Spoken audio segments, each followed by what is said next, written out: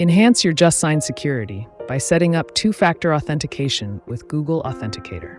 Let's walk through the steps. Step 1. Start by downloading the Google Authenticator app. For Apple users, go to the Apple Store. For Android users, head to Google Play Store. Step 2. Open the Google Authenticator app. Tap on the plus icon and select Scan Barcode. Step 3. Use your phone's camera to scan the barcode on your screen. Once scanned, you'll see JustSign along with your email ID and a 6-digit code in the app. Step 4. Enter the 6-digit code displayed in your Google Authenticator app into the JustSign page and click Validate. Step 5. That's it.